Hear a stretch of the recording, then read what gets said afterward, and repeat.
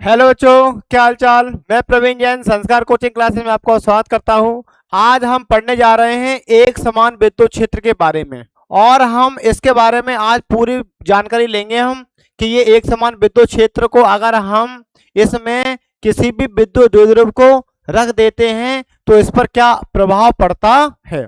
जैसे हमने एक समान विद्युत क्षेत्र है, इसमें किसी भी विद्युत द्विध्रुव को रखेंगे हम तो उस पर क्या प्रभाव पड़ेगा, है ना।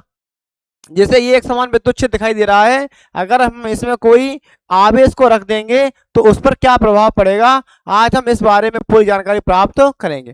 तो और पढ़ने से पहले बच्चों हम ध्यान दे लें कि कॉपी पेन अवश्य ले लें, और कॉपी पेन में आपको लिखना तो साथ साथ में है ही, है ना। चलिए, तो बच्चों विद्युत क्षेत्र क्या होता है, सबसे पहले हमें ये जानना है कि विद्युत क्षेत्र क्या होता है। सबसे पहले हमें ये जानना है कि विद्युत क्षेत्र क्या होता है। कि विद्युत क्षेत्र कोई आवेश का चारों ओर का वह क्षेत्र है जिसमें वह अपने गुणों का अनुभव कराता है, उस गुण को ही हम विद्युत क्षेत्र कहते हैं। कोई आवेश अपने चारों ओर जितने क्षेत्र में अपने गुणों को प्रदर्शित करता है, इस क्षेत्र को ही हम विद्युत क्षेत्र कहते हैं। अब बात करेंगे हम विद्युत क्षेत्र की तीव्रता की। विद्युत क्षेत्र की तीव्रता, अब बच्चों विद्युत क्षेत्र की तीव्रता क्या होती है कि परीक्षण आवेश, यदि कोई परीक्षण आवेश इस विद्युत क्षेत्र में रखा है तो हम इसकी परिभाषा क्या बनाएंगे कि विद्युत क्षेत्र में स्थित कोई परीक्षण आवेश अपने ऊपर जिस बल का अनुभव करता है उसे उस बिंदु पर विद्युत क्षेत्र की तीव्रता कहते हैं। कोई परीक्षण आवेश इस विद्युत क्षेत्र में रखा है, यह अपने ऊपर जिस बल का अनुभव करता है उस बिंदु को ही हम विद्युत क्षेत्र की तीव्रता कहते हैं। इसे इसका मात्रक क्या होता है बच्चों, एम के एस मात्रक बनाएंगे। एम के एस मात्रक क्या हो जाएगा बच्चों इसका, ये एम के एस मात्रक इसका होगा बल का मात्रक न्यूटन और आवेश का मात्रक कूलाम, न्यूटन अपॉन कूलाम। बच्चों इसको हम एन बाई सी भी लिख सकते हैं, या बच्चों हम इसको लिख सकते हैं एन सी इनवर्स, है ना। तो ये हो गया हमारा विद्युत क्षेत्र। विद्युत क्षेत्र क्या है कि कोई परीक्षण आवेश, विद्युत क्षेत्र में स्थित कोई परीक्षण आवेश अपने ऊपर जिस बल का अनुभव करता है उस बिंदु पर हम उसे विद्युत क्षेत्र की तीव्रता कहते हैं। इसे ई से दर्शाते हैं, है ना बच्चों। इसका फॉर्मूला क्या होता है, एफ इक्वल क्यू अपॉन ई। एफ बल है, बल एक सदिश राशि होती है और आवेश एक अदिश राशि है, इसी कारण ये विद्युत क्षेत्र क्या हो जाएगा, विद्युत क्षेत्र की तीव्रता एक सदिश राशि है। कौन सी राशि है बच्चों, सदिश राशि। अब इसका बनाएंगे विमा। इसका विमा कैसे बनाएंगे बच्चों, इसका विमीय सूत्र बनाने के लिए बच्चों हमें 12th में कोई भी विमीय सूत्र बनाने के लिए केवल 3 विमीय सूत्र याद करने हैं। कौन कौन से बच्चों याद करने हैं आपको, एक आपको याद रखना है F equal M L T की पावर -2। एक याद रखना है आपको W equal M L square T की पावर -2। एक याद रखना है आपको क्यू इक्वल ए टी। ये 3 विमीय सूत्र अपन को याद हैं तो हम इस 12th की फिजिक्स में ऑलमोस्ट विमा हम निकाल सकते हैं, है ना। मतलब हम विमीय सूत्र बना सकते हैं। अब हमें एफ का विमीय सूत्र याद है कि एम एल टी की पावर -2 होता है, और आवेश का याद है ए टी होता है। क्या होता है बच्चों, ए टी। अगर हम इसको ऊपर ले जाएंगे तो ये हो जाएगा हमारा एम एल टी की पावर -3 ए की पावर -1। ये क्या आ गया, ये आ गया हमारा विद्युत क्षेत्र की तीव्रता। अब हम क्या निकालेंगे, अब हमें बताना है इसमें विद्युत द्विध्रुव। अब विद्युत द्विध्रुव बच्चों क्या होता है, विद्युत द्विध्रुव, विद्युत द्विध्रुव क्या है कि विद्युत द्विध्रुव है अल्प परिमाण के वह दो आवेश, अल्प परिमाण के या समान आवेश, समान परिमाण के दो विपरीत आवेश जो एक दूसरे से अति अल्प दूरी पर स्थित हों, ऐसे निकाय को ही हम विद्युत द्विध्रुव कहते हैं। या हम कह सकते हैं अल्प परिमाण के दो आवेश जो निकाय पर एक दूसरे से अति अल्प दूरी पर स्थित हैं, तो इसे हम विद्युत द्विध्रुव कहते हैं। और विद्युत द्विध्रुव आघूर्ण क्या होता है बच्चों? विद्युत द्विध्रुव आघूर्ण, विद्युत द्विध्रुव आघूर्ण क्या होता है बच्चों? विद्युत द्विध्रुव का कोई एक आवेश और दोनों आवेशों के बीच की दूरी के गुणनफल को ही हम विद्युत द्विध्रुव आघूर्ण कहते हैं। इसे P से दर्शाते हैं और यह एक सदिश राशि है। इसका मात्रक क्या होता है बच्चों? इसका मात्रक कैसे बनाओगे? इसका मात्रक हम यहीं से बना देंगे। आवेश का मात्रक क्या है? कूलाम, और दूरी का मात्रक क्या है? मीटर, तो कूलाम इंटू मीटर। अब विमा के लिए हम आपने आपको बनाना ही बताया विमा। विमा कैसे बनाते हैं? विमी सूत्र, विमी सूत्र हम बनाते हैं फॉर्मूले से ही। तो हमारा आवेश का फॉर्मूला क्या है? ए टी, लंबाई का एल, अगर हम इंटू कर देंगे तो ये बन जाएगा ए टी एल। और हम इसको अगर विमी सूत्र के पूरे फॉर्मेट में लिखते हैं तो ये क्या लिखा जाएगा बच्चों? ये लिखा जाएगा हमारा एम एल टी और ए, ऐसे लिखेंगे, है ना बच्चों। चलिए अब हमें पढ़ना है एक समान विद्युत क्षेत्र। हम किसके बारे में जानकारी प्राप्त करेंगे कि हम इस विद्युत द्विध्रुव को अगर एक समान विद्युत क्षेत्र में रख देते हैं तो इस पर जो बल लगेगा उसे क्या कहेंगे, इसमें जो कार्य होगा उसे क्या कहेंगे, इसमें जो ऊर्जा उत्पन्न होगी बच्चों इसको क्या कहेंगे। आज हम बहुत अच्छे से पढ़ेंगे और पूरा ये टॉपिक कवर करने वाले, है ना। चलिए, ये तो हमारी बेसिक बातें थी, ये हमने प्रीवियस लेक्चर्स में भी आपको बताया है।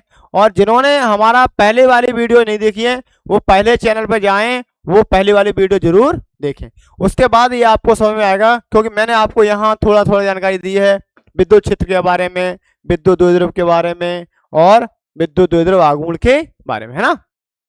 अब मैंने पुराने जो वीडियोस हैं, पुराने जो लेक्चर्स हैं, इसके पहले के जो लेक्चर्स हैं उन लेक्चर्स में बताया है हमने कि इसमें आवेश कितने होते हैं, आवेश के प्रकार कितने होते हैं, किस पर कौन सा आवेश होता है, कौन से आवेश का क्या मान होता है, ये सारी बातें मैंने उसमें बताई, है ना। यहाँ पर हम केवल पढ़ने जा रहे हैं एक समान विद्युत क्षेत्र के बारे में, है ना। तो चलिए आज हम स्टार्ट करते हैं बगैर देरी करे हुए। तो एक समान विद्युत क्षेत्र बच्चों क्या होता है? एक समान विद्युत क्षेत्र वह क्षेत्र जिसके प्रत्येक बिंदु पर विद्युत क्षेत्र की तीव्रता समान हो और विद्युत बल रेखाएं एक दूसरे के समांतर हो, ऐसे क्षेत्र को एक समान विद्युत क्षेत्र कहते हैं। क्या कहेंगे? वह क्षेत्र जिनकी विद्युत बल रेखाएं तो एक दूसरे के समांतर हो और विद्युत क्षेत्र की तीव्रता हर बिंदु पर एक समान हो, ऐसे क्षेत्र को एक समान विद्युत क्षेत्र कहते हैं। तो आप नोट भी कर सकते हैं, ऐसा क्षेत्र जिसके प्रत्येक बिंदु पर विद्युत क्षेत्र की तीव्रता समान हो तथा इनकी बल रेखाएं एक दूसरे के समांतर हो, ऐसे क्षेत्र को एक समान विद्युत क्षेत्र कहते हैं। अब आप इस डायग्राम को बना भी सकते हैं, है ना। चलिए आगे देखते हैं हम। एक समान विद्युत क्षेत्र में विद्युत द्विध्रुव पर लगने वाले बल युग्म आघूर्ण के लिए आवश्यक सूत्र की स्थापना करनी है। अभी हमने आपको विद्युत द्विध्रुव के बारे में बता ही दिया है। तो विद्युत द्विध्रुव क्या होता है?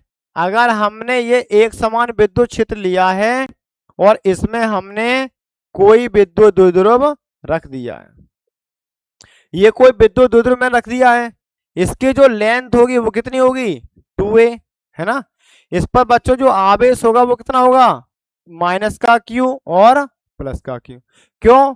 क्योंकि विद्युत द्विध्रुव की दिशा हमेशा माइनस q से प्लस q की ओर होती है। ये हमने प्रीवियस लेक्चर्स में बताया भी है और आप उस वीडियो को देख भी सकते हैं। इन वीडियो की जो लिंक है वो हम डिस्क्रिप्शन में दे देंगे, वहां से आप देख सकते हैं। नहीं तो आप हमारे चैनल पर जाकर देखेंगे तो ये वीडियोस आपको अवश्य मिल जाएंगी, है ना। चलिए, तो हमने लिया एक समान विद्युत क्षेत्र और इस विद्युत क्षेत्र में हमने एक विद्युत द्विध्रुव को रख दिया है जिसकी लंबाई कितनी होती है 2l होती है। अब इस पर जो इसको मैंने जो रखा है ना वो थीटा कोण बनाते हुए रख दिया गया। कैसा रखा बच्चों मैंने? थीटा कोण बनाते हुए रखा गया है। इस पर जो लगने वाला बल होगा, इस पर जो लगने वाला बलयुग्म आघूर्ण है वो हमको निकालना है। अब बच्चों हमने इसे एक समान विद्युत क्षेत्र में रखा है तो इस पर लगने वाला बल क्या होगा? बल होगा इसका QE। कैसे होगा वो भी आप समझ लें कि हमने इसको इसमें रखा है तो ये विद्युत क्षेत्र E अभी आपने पढ़ा था, E इक्वल होता है F/Q0, है ना। या हम इसको Q लिख सकते हैं। तो Q का अगर हम इसमें इंटू कर देंगे तो ये आ जाएगा F इक्वल QE, है ना। और आवेश पर माइनस या प्लस का कोई असर नहीं होता है, इसलिए हम QE लिखेंगे दोनों साइड। और इसको नाम मैंने दे दिया A और इसे नाम दे दिया मैंने B। इस पॉइंट को नाम दे दिया मैंने P, है ना बच्चों। अब देखते हैं, अब इसको मुझे सॉल्व करना है। कैसे करेंगे? पहले हम आपको कुछ सुना दें, उसके बाद हम इसको आपको लिखाएंगे, है ना। अगर हम इस विद्युत द्विध्रुव की बात करें तो लिखेंगे माना ए भी एक विद्युत द्विध्रुव है जो माइनस q और प्लस q आवेशों से मिलकर बना है। दोनों आवेशों के बीच की दूरी 2l है। इस विद्युत द्विध्रुव को एक समान विद्युत क्षेत्र E में थीटा कोण बनाते हुए रखा गया है। तब द्विध्रुव के दोनों सिरों पर दो बराबर और विपरीत बल कार्य करने लगते हैं जो द्विध्रुव को अपने अपने समांतर लाने का प्रयास करते हैं, जिससे द्विध्रुव पर प्रत्यानयन बलयुग्म का आघूर्ण उत्पन्न हो जाता है। इतनी सारी बातें लिखने की जरूरत नहीं है, आप तो सीधा सटीक लिखेंगे कि एक समान विद्युत क्षेत्र में किसी विद्युत द्विध्रुव को थीटा कोण पर रख दिया गया है। इस पर लगने वाला बलयुग्म आघूर्ण, बलयुग्म आघूर्ण, तो बलयुग्म आघूर्ण एक समान प्रत्यानयन बलयुग्म आघूर्ण, प्रत्यानयन बल युग्म आघूर्ण। बच्चों प्रत्यानयन बल युग्म आघूर्ण क्या होता है? तो टाउ बराबर पीई, टाउ बराबर क्या होता है बच्चों?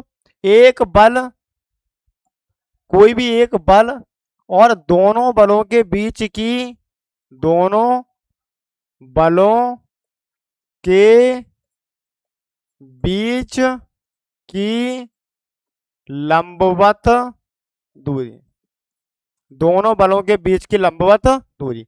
इन दोनों में से बच्चों आप कोई भी एक बल ले लो, चाहे ये वाला QE ले लो चाहे आप ये वाला QE ले लो।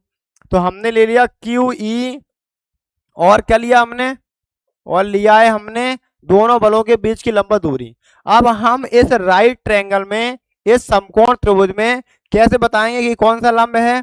तो हम थीटा के सामने वाले रेखा को या भुजा को बता देते हैं कि ये लंब होगा। तो ये लंब क्या होगा हमारा? लंब होगा हमारा BP। क्या होगा लंब हमारा? B और P। Equation number first. इसमें कहीं कोई दिक्कत है तो बताओ, मैं नहीं है दिक्कत। चलिए, अब बच्चों हमें इस BP को निकालना है तो क्या करेंगे हम? तो हम लगाएंगे यदि त्रिभुज APB में त्रिकोण मिति से, है ना बच्चों, क्या होगा त्रिकोणमिति से? तो वो जाने कि बच्चों अगर हमें राइट ट्रायंगल में एक साइड मालूम है और अन्य कोई भी साइड निकालनी हो तो फिर हमें 6 पॉइंट्स मालूम होते हैं, साइन, कॉस, टेन, कॉट, सेक, कोसेक। इसमें से हम किसी को भी लगा सकते हैं। इन्होंने कहा कि आप इस परपेंडिकुलर को निकालिए तो मुझे दिखाई दिया कि लंब बटे कर्ण, है ना। अब बच्चों लंब बटे कर्ण कौन सा फॉर्मूला बनाता है ये बताओ मैं, कि लंब बटे कर्ण कौन सा फॉर्मूला बनाता है। तो बच्चों लंब बटे कर्ण बनाता है साइन थीटा। क्या बनाता है कि साइन थीटा बराबर होता है लंब बटे कर्ण। तो बच्चों लंब कितना है, लंब कितना है, लंब हमारा है बीपी, लंब कितना हमारा बीपी है। और कर्ण बच्चों कितना है हमारा, कर्ण हमारा है एपी। कर्ण कितना बच्चा हमारा एपी। अब बच्चों आपको सॉरी एबी, कर्ण कितना हमारा एबी। आपको एबी की वैल्यू याद होगी, आपको एबी की वैल्यू याद है और लिखी भी एबी की वैल्यू। एबी कितना है हमारा, एबी हमारा है 2a। कितना एबी हमारा 2a। इस 2a का बच्चों अगर हम इसमें इंटू कर देंगे तो ये बीपी आ जाएगा 2a sine theta, equation number second. अब बच्चों हम इस बीपी की वैल्यू को इस इक्वेशन फर्स्ट में पुट कर देंगे ना, तो लिखेंगे कि समीकरण 1 में बीपी का मान रखने पर, अगर हम बीपी का मान इधर रख देते हैं तो ये हो जाएगा क्यू ई इंटू बी। अच्छा बीपी की वैल्यू कितनी बच्चों 2a साइन थीटा। अब बच्चों इसका इंटू करो उसमें तो क्या हो जाएगा, टाउ इक्वल 2a का क्यू में तो 2QA और क्या बचा हमारे पास, ये बचा हमारे पास और ये बचा साइन। अब बच्चों आपने पढ़ा है कि 2QA कोई एक आवेश और दोनों आवेशों के बीच की दूरी के गुणनफल को ही हम विद्युत द्विध्रुव आघूर्ण कहते हैं और इसे P से दर्शाते हैं। P equal sine theta, tau equal P sine theta. यह आ गया हमारा बल युग्म आघूर्ण के लिए व्यंजक। तो बच्चों क्या है हमारा ये आ गया बल युग्म आघूर्ण के लिए व्यंजक, है ना। तो अब हम इसको फिर देखते हैं एक बार और, दोबारा सुने इसको कि ए बी एक विद्युत द्विध्रुव है जिसे हमने एक समान विद्युत क्षेत्र में थीटा कोण बनाते हुए रख दिया गया है। तब इस पर लगने वाला प्रत्यानयन बल युग्म का आघूर्ण, तो टाउ बराबर एक बल और दोनों बलों के बीच की लंबवत दूरी। कोई भी एक बल ले लो, चाहे आप इस बल को ले लो चाहे आप इस बल को ले लो। तो मैंने एक बल ले लिया और दूरी कितनी है इसकी, दूरी है लंबा दूरी है बी पे, तो मैंने बीपी निकाली। अब मैंने ट्रायंगल लगा दिया ए बी पे साइन थीटा लंब बटे कर्ण, तो मैंने साइन का वैल्यू निकाल लिया। अब मैं साइन का वैल्यू इक्वेशन फर्स्ट में पुट कर दिया, जो हमारा निकल आया बल युग्म आघूर्ण के लिए व्यंजक। अब हम में इसमें कुछ पॉइंट्स हैं, उन पॉइंट्स को पढ़ेंगे। तो बच्चों आप सबसे पहले इस वीडियो को पॉज कर ले और इसको नोट अवश्य कर ले, है ना। चलिए हो गया होगा नोट। अब आगे देखते हैं हम, या आप स्क्रीनशॉट भी ले सकते हैं, ऐसी कोई बात नहीं, है ना, स्क्रीनशॉट ले लें। चलो हो गया ना स्क्रीनशॉट। चलिए अब आगे देखते हैं, हमने पढ़ा है कि टाउ बराबर पीई साइन थीटा। अब हमें यह पता करना है कि ये सदिश रूप सदिश है या अदिश। जो टाउ है हमारा वो सदिश राशि है या अदिश राशि है, कैसे मालूम करेंगे। आप ये बात ध्यान रखेंगे कि जिस फॉर्मूले में हमें साइन दिखाई देगा तो वो हमेशा सदिश राशि होगा और जिसमें कॉस दिखाई देगा वो हमेशा अदिश राशि होगा, है ना। तो इसमें हमें साइन दिखाई दे रहा है तो इसको हम डायरेक्ट बोल सकते हैं कि बल युग्म आघूर्ण एक सदिश राशि है। फिर भी हम आपको इसको सॉल्व करके बताएंगे, है ना।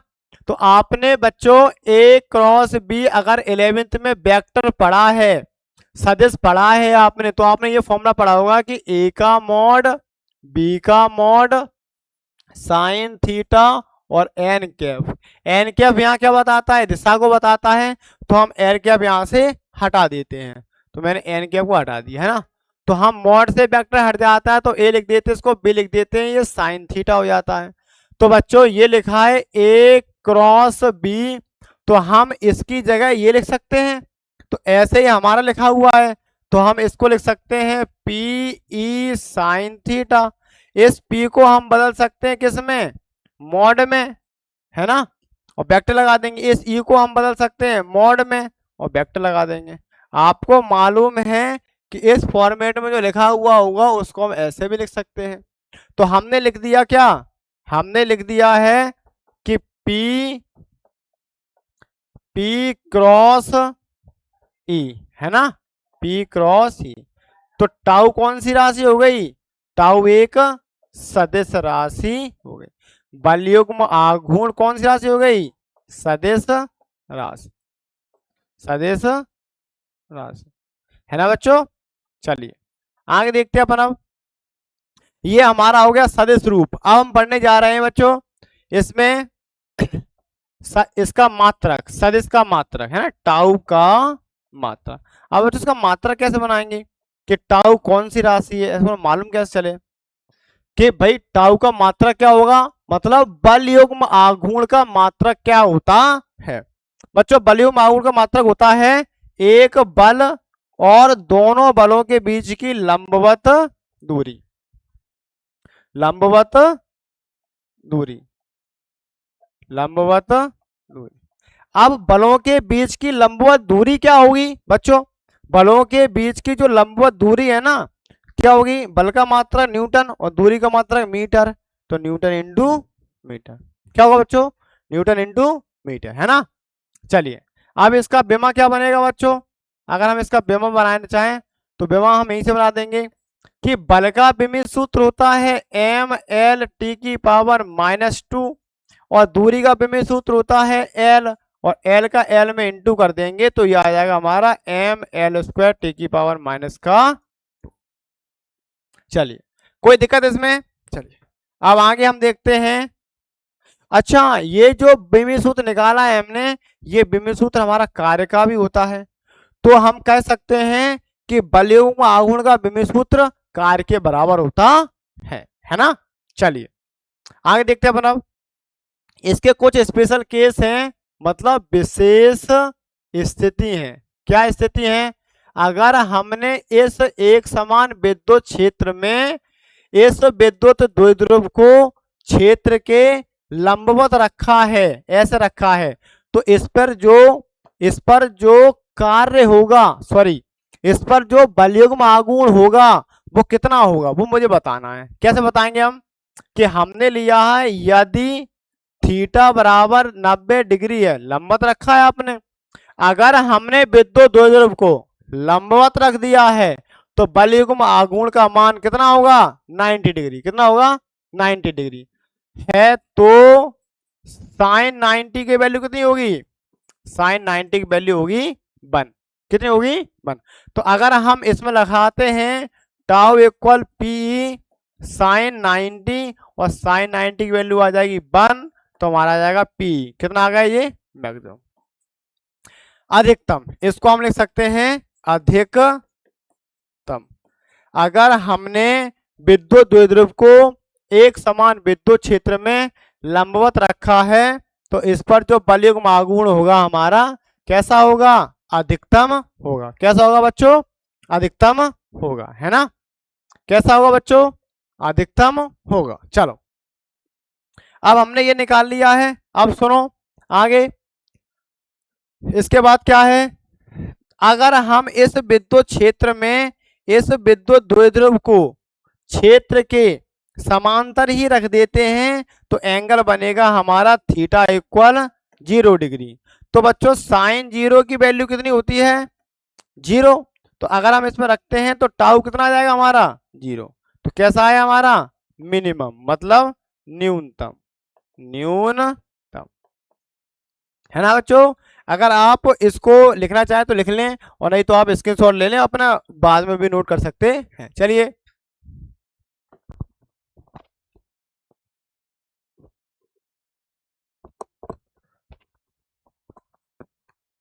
हो गया क्या, हो गया बच्चों। चलिए आगे देखते हैं। अब आए क्वेश्चन हमारा, यदि किसी विद्युत द्विध्रुव को एक समान विद्युत क्षेत्र में, अच्छा बच्चों इस बात को हम एक समान विद्युत क्षेत्र को समरूपी विद्युत क्षेत्र भी कह देते हैं। क्या कहते हैं इसको, समरूपी विद्युत क्षेत्र। अगर कोई कहे इसको कि यह समरूपी विद्युत क्षेत्र है तो तुम कह देना हाँ, इस क्षेत्र को ही हम समरूपी विद्युत क्षेत्र कहते हैं, है ना। चलिए आगे देखते हैं हम कि एक समान विद्युत क्षेत्र में अगर हमने थीटा कोण से घुमाते हैं विद्युत द्विध्रुव को तो इस क्रिया में किए गए कार्य की गणना करनी है। मतलब अगर हम इस एक समान विद्युत क्षेत्र में इस विद्युत द्विध्रुव को अगर हम थीटा कोण से घुमाते हैं तो इस पर जो कार्य होगा घुमाने के लिए उस कार्य को ही हमें निकालना है ना। तो हम एक समान विद्युत क्षेत्र में हमने ये विद्युत द्विध्रुव को रख दिया है ना। अब इसको हम घुमाएंगे तो अभी हमने इसको रखा है कैसे, थीटा कोण बनाते हुए। अब हमने इसको पहले थोड़ा घुमाया है ना, थोड़ा मतलब अल्प, अल्प को लिखते हैं डी थीटा, है ना। फिर हम इसको पूरा घुमा देंगे, पहले हम अल्प निकालेंगे और फिर इसको पूरा घुमा देंगे। तो पहले अल्प निकाल लेंगे फिर हम इसको पूरा घुमा देंगे, है ना बच्चों। तो क्या करेंगे, हम लिख देंगे कि माना एक समान विद्युत क्षेत्र में किसी विद्युत द्विध्रुव को थीटा कोण बनाते हुए रखा गया है ना, जिस पर लगने वाला बलयुग्म आघूर्ण, आपने बलयुग्म आघूर्ण का फॉर्मूला निकाल लिया है। इस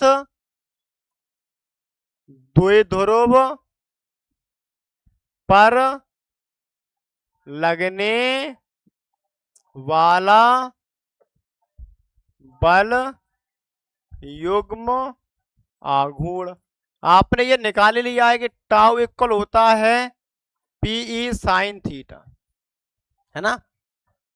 क्या होता है, टाउ बराबर पी साइन थीटा। इसको लिखेंगे हम, माना चित्र में किसी विद्युत द्विध्रुव को एक समान विद्युत क्षेत्र में थीटा कोण पर रखा गया है, तब इस द्विध्रुव पर लगने वाला बलयुग्म आघूर्ण टाउ बराबर पी साइन थीटा, है ना बच्चों। चलिए इसको बना देंगे हम समीकरण नंबर 1। अब द्विध्रुव को अल्प कोण डी थीटा से, अब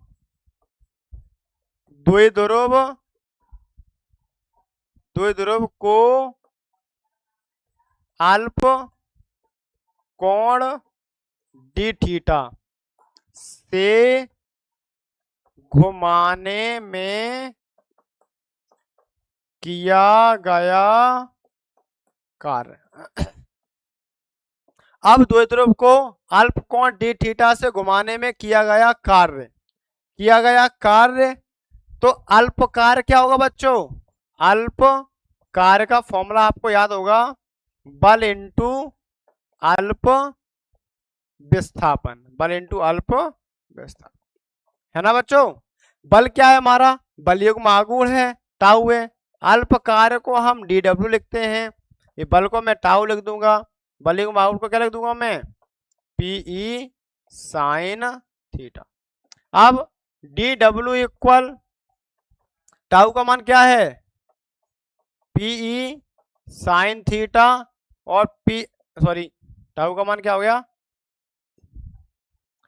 अल्प कार्य हमारा कितना है, अल्प कोण डी थीटा है ना, तो टाउ बराबर पी साइन थीटा, और ये क्या हो जाएगा हमारा डी, है ना। भाई अल्प कोण हमारा कितना है, डी थीटा है, मैंने डी थीटा लिख दिया, टाउ को जगह मैंने टाउ को मान रख दिया मैंने, ये आ गया हमारा अल्प कार्य। इसको रख देंगे समीकरण नंबर 2। अब द्विध्रुव को पूरा घुमाएंगे, कितना घुमाएंगे हम, पूरा 0 डिग्री से थीटा तक घुमाने में किया गया कार्य। अब द्विध्रुव को 0 डिग्री से थीटा तक घुमाने में किया गया कार्य। अब द्विध्रुव को 0 डिग्री से थीटा तक घुमाने में किया गया कार्य। अब 0 से थीटा तक घुमाओ इसको, तो अब हम क्या करेंगे, समीकरण 2 का समाकलन करके प्राप्त करेंगे। कैसे प्राप्त करेंगे बच्चों हम, कि हमने पढ़ा है समाकलन dx का बच्चों x होता है, हमने पढ़ा है समाकलन साइन थीटा का क्या होता है, कॉस थीटा होता है, वो भी काय का होगा, माइनस। ये दो फॉर्मूले हमने बच्चों पढ़े हैं, है ना। ये दो फॉर्मूले हमने क्या पढ़े हैं, ये दो फॉर्मूले हमने पढ़े हैं। अगर समाकलन dx है तो x हो जाएगा, अगर बच्चों समाकलन dw है तो dw हो जाएगा, है ना। तो समाकलन dw समाकलन पी साइन थीटा और डी थीटा, कहां तक, 0 से थीटा तक। अब कौन बताएगा कि समाकलन किसका करना है हमें, तो हमें थीटा बताएगा कि समाकलन इसका कीजिए, अन्यथा और किसी का समाकलन नहीं करना है। तो P को बाहर कर देंगे तो यहां हो जाएगा हमारा इसका W, P को बाहर, तो समाकलन में बचा साइन थीटा और डी थीटा 0 से थीटा, है ना। साइन का क्या होगा, साइन का हो जाएगा बच्चों आपको माइनस कॉस थीटा 0 से थीटा। अब लिमिट लगा देंगे हम, इस माइनस को बाहर निकाल देंगे, माइनस को हमने बाहर निकाला बच्चों, तो ये हो जाएगा हमारा कॉस थीटा 0 से थीटा। अब लिमिट लगाएंगे हम, upper limit minus lower limit, कैसे लगाओगे limit, upper limit minus lower limit cos 0 degree, है ना बच्चों। तो मैं लिमिट लगा दी। अब बच्चों कॉस 0 की वैल्यू कितनी होती है, कॉस 0 की वैल्यू होती है 1, है ना। क्या होती है कॉस 0 वैल्यू 1, है ना। मैं इसको कर देता हूं छोटा, कैसे करेंगे कैसे करेंगे इसको, चलो मैं अब क्या करूं, यही कर देता हूं उसको, है ना। चलो नेक्स्ट पे ले लेता हूं। तो क्या हुआ यहां पर, W equal minus P cos theta, और कॉस 0 की वैल्यू बच्चों आपको मालूम है क्या होती है, W equal minus P cos theta, और कॉस 0 की वैल्यू 1, है ना। कॉस 0 कितना होता है बच्चों, कि कॉस 0 की जो वैल्यू है वो होती है 1, है ना। तो इसको हम अगर माइनस को चाहें तो अंदर इंटू कर सकते हैं, लिख देंगे कि P E 1 minus cos theta, जाएगा हमारा कार्य, जा गया किया गया कार्य, और कार्य का मात्रा क्या होता है, जूल, है ना। अब अगर हम इसमें विशेष स्थिति को निकालें, कि विशेष स्थिति क्या होगी बच्चों इसकी, कि इस विद्युत क्षेत्र में, इस विद्युत क्षेत्र में अगर हम इस विद्युत द्विध्रुव को क्षेत्र के लंबवत रख देते हैं तो हमारा किया गया कार्य कितना होगा, अगर क्षेत्र के समांतर रख देते हैं तो किया गया कार्य कितना होगा, और क्षेत्र के विपरीत रख देते हैं तो किया गया कार्य कितना होगा।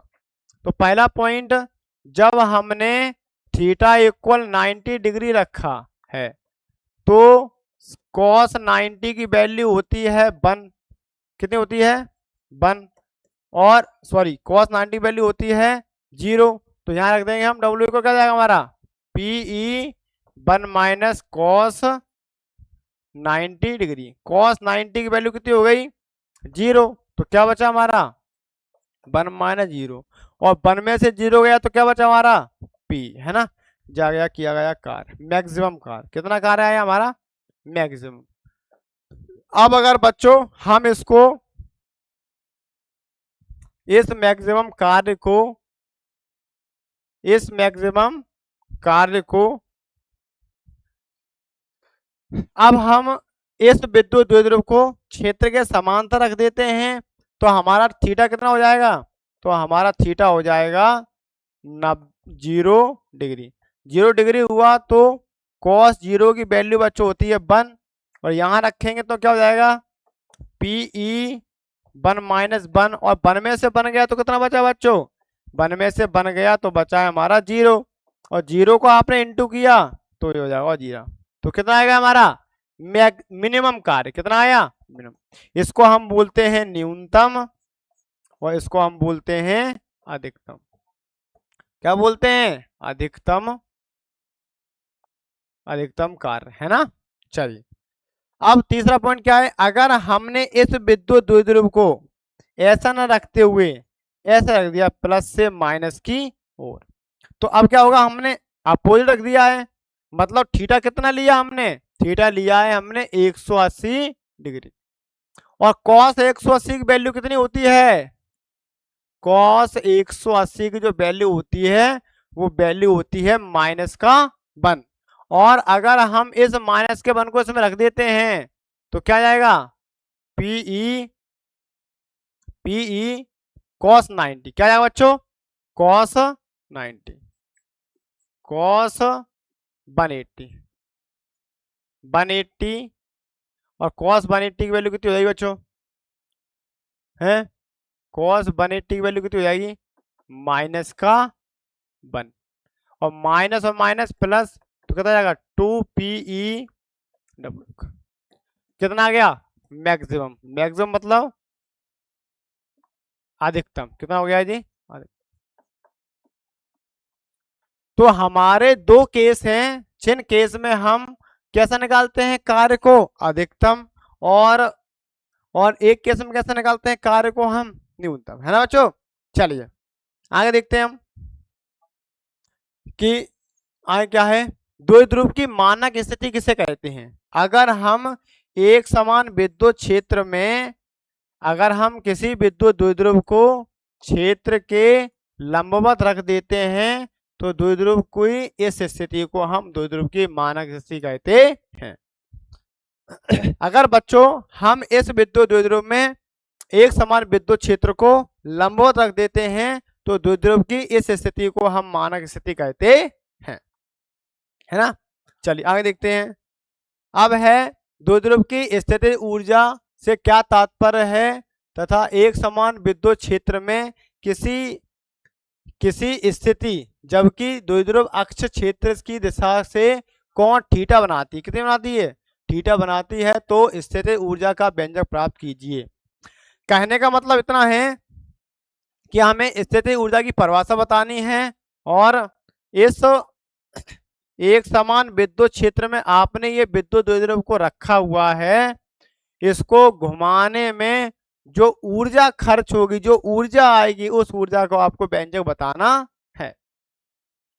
तो परिभाषा कैसे बताओगे, परिभाषा हम बनाना बताएं आपको कि इस विद्युत द्विध्रुव को, है ना, एक समान विद्युत क्षेत्र में मानक स्थिति से किसी अन्य स्थिति में लाने में किया गया कार्य ही द्विध्रुव की स्थितिज ऊर्जा कहलाती है। क्या कहलाती है, ये द्विध्रुव की स्थितिज ऊर्जा कहलाती है।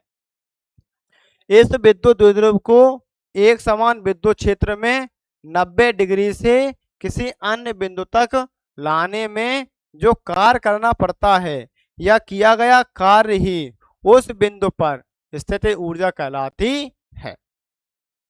इसके लिए अब हमको निकालना है व्यंजक। तो व्यंजक कैसे निकालेंगे बच्चों, व्यंजक निकालने के लिए हमें क्या करना पड़ेगा, इसको निकालना है हमें व्यंजक। तो क्या लिखेंगे, माना एक समान विद्युत क्षेत्र में किसी विद्युत द्विध्रुव को थीटा कोण से रखा गया है, तब इस पर बलयुग्म आघूर्ण, आपने पढ़ा है बलयुग्म आघूर्ण कि टाउ बराबर क्या होता है, पीई साइन थीटा। क्या होता है बच्चों, टाउ बराबर पी साइन थीटा। अब द्विध्रुव को अल्प कोण डी थीटा से घुमाने में किया गया कार्य। अब द्विध्रुव को अल्प कोण डी थीटा से घुमाने में किया गया कार्य। कार्य कैसे निकालेंगे हम, तो अल्प कार्य बराबर, अभी पढ़ा था फॉर्मूला हमने, बल इंटू अल्प विस्थापन, अल्प विस्थापन कह दें हम, चाहे कह दें बच्चों अल्प कोणीय विस्थापन। तो अल्प कार्य क्या है बच्चों, हमारा बल है हमारा टाउ और अल्प विस्थापन है हमारा थीटा। और टाउ का मान अगर हम यहाँ रख देते हैं तो ये हो जाएगा पी साइन थीटा और डी थीटा, समीकरण नंबर बन जाता है हमारा ये। अब द्विध्रुव को कैसे घुमाएंगे हम, अब द्विध्रुव को 90 डिग्री मतलब मानक स्थिति से किसी अन्य स्थिति तक लाने में किया गया कार्य। मानक स्थिति से अन्य स्थिति थीटा तक लाने में किया गया कार्य। अच्छा, कार्य का फॉर्मूला क्या होगा? W बराबर कार्य। तो समीकरण नंबर 1 का ही क्या कर देंगे हम? समाकलन कर देंगे, है ना। तो समाकलन dw कहां से? 90 से थीटा तक PE साइन थीटा और डी थीटा। यहां पर बच्चों मैंने अभी पढ़ा था कि केवल साइन का ही समाकलन होगा, और इसका समाकलन अभी आपने पढ़ा था ही फॉर्मूले में। तो क्या होगा? इसका हो जाएगा W और इसका हो जाएगा P बाहर, ये समाकलन साइन थीटा और ये डी थीटा, 0 से थीटा तक। अब साइन का बच्चों आपने पढ़ा है क्या होता है? साइन का हमने पढ़ा है होता है हमारा कॉस थीटा, लेकिन कॉस होता है हमारा माइनस का। भाई अभी हमने पिछले में वीडियो में, अभी मैंने पिछले क्वेश्चंस में पढ़ा है ये फॉर्मूला, और नहीं तो हमें लिख दूंगा मैं, है ना। चलिए, इस माइनस को मैं बाहर कर दूंगा, तो ये हो जाएगा हमारा P कॉस थीटा, और ये लिमिट 0 से नहीं, कहां से? 90 से थीटा। कैसे? 90 से थीटा, कितने? 90 से थीटा, है ना। तो लिमिट लगा देंगे हम अब, upper limit minus lower limit, upper limit minus lower limit. अब बच्चों आपको मालूम है कि cos 90 की वैल्यू होती है 0। कितनी होती है? 0। तो ये हो गया आपका minus P cos theta, cos 0 हटा दिया मैंने, तो ये आ गया हमारा किया गया कार्य। इस कार्य को ही हम क्या कहते हैं? द्विध्रुव की स्थितिज ऊर्जा। यही कार्य द्विध्रुव की स्थितिज ऊर्जा कहलाती है। अर्थात क्या कह सकते हैं हम कि W काय के बराबर है? U के।